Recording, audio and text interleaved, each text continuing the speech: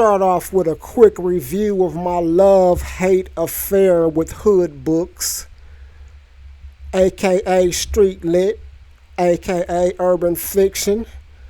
Not only am I from the hood, born, raised, and bred in Detroit for more than 30 years, as an author, you could say that I'm more street than erotica. Naturally, I gravitate to these tales that I can relate to on so many levels. However, in this era where everybody, their mama, their cousin, and their homeboy Junebug can write and publish a book, I'm finding that quality is increasingly become an issue in this genre. Books that are compelling from a plot perspective, but butchered from a technical standpoint, which to me is almost as important as the storytelling component itself, and that's how well it is written. After all, a good story is hard to digest when you find the narrator nauseating. It wasn't always like that. There was a time before the Kindle revolution where it seemed like every other hood book I came across was at least decent. One book that blew me away like is Death Around the Corner by Corey Miller, aka C Murder. Now I didn't come in with the highest expectations. I mean, yeah, C Murder, he's a great rapper. But writing a book, man, that's a whole nother ballpark of creativity. I'm not sure how much of the actual writing C did himself. I believe there was some co and or ghostwriting contributions, but that doesn't take away from how phenomenal this thing turned out. Okay, let's dive into a bit. Death Around the Corner tells the story of Daquan Watson, a ward of the infamous Third Ward housing project. It's all bad for homeboy. Moms is a junkie. Pops is doing a bid in prison. To the casual spectator, this may all come off as the typical hood story backdrop. If I'm being honest, it even sounds cliche to me.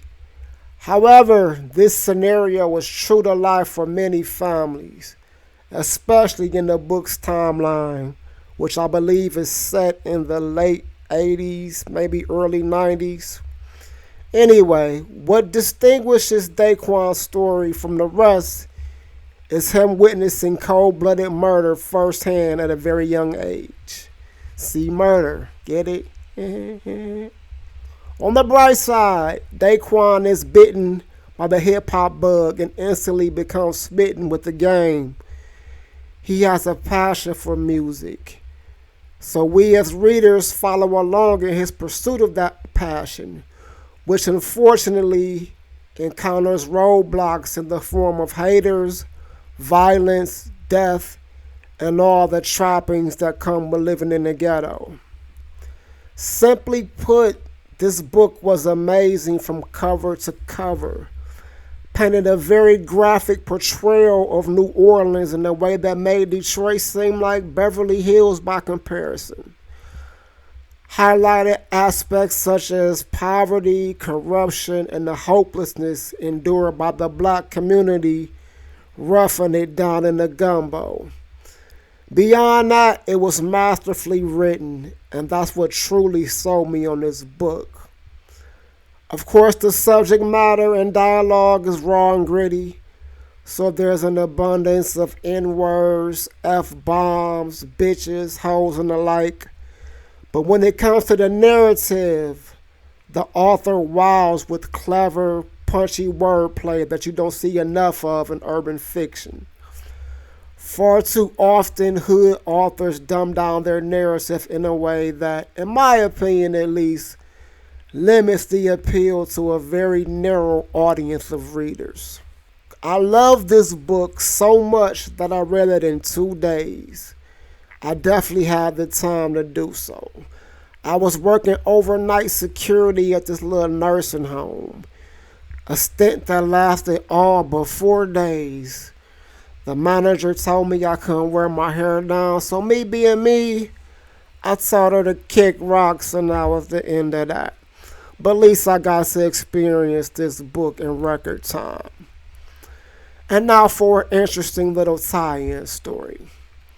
This book came out at the start of the social media explosion. C Murder had this little MySpace campaign going on where he asked people who bought the book to take a picture with it, post it on their MySpace page, and he would reach out, give you a call, and personally thank you. Me recognizing a potential opportunity to get some high profile eyes on my work, I took the challenge, and sure enough, C hit me up while I was burning bootleg CDs at my dad's house. Probably some No Limit shit, if I'm being honest. It was a quick conversation, couple minutes. I told him that I loved the book. Let him know that I was an author and I'd love for him to check out my MySpace page where I had posted quite a bit of information on my own books. Of course, he thanked me for the support and said that he would. Nothing ever came of it, but it was a cool little experience. My pride's stubbornly thick to the point that I can't even bring myself to ask another man for an autograph.